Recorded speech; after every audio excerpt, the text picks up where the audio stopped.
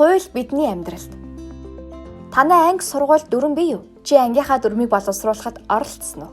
Ангийн дүрмийг сурагчид бүгдээрээ дагаж мөрдөх ёстой учраас дүрэн боловсруулах үйл явцад өөрсдөө идэвхтэй оролцох нь маш чухал. Тэгвэл хууль гэж юу вэ? Хууль бол нийгмийн харилцааг зохицуулахын тулд парламентаас батлан гаргасан тухайн улсын бүх иргэн заавал дагаж мөрдөх ёстой албан ёсны дүрм хэм хэмжээ юм.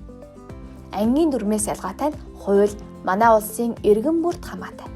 Хуулийг бидний эрх чөлөөг хангах, аюулгүй байдлыг хамгаалах, хүмүүсийн хоорондын зөрчлийг зохицуулах зорилгоор баталдаг.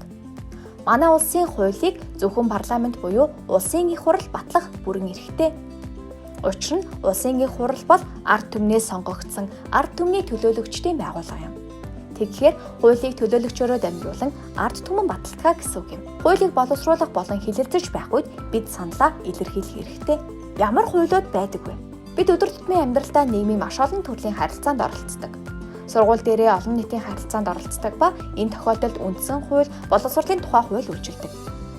Гарцаар гарах замын хөдөлгөөнд оролцоход замын хөдөлгөөний аюулгүй байдлын тухай хууль үйлчилдэг. Энэ бүх харилцаанд хүмүүсийг эвтэй найртай, аюулгүй оролцох нөхцөлийг хангахын тулд олон төрлийн хууль үйлчилдэг. Хуулиа дээдэлдэг иргэн байхын төлөө хуулийн талаар ойлголттой болцгооё.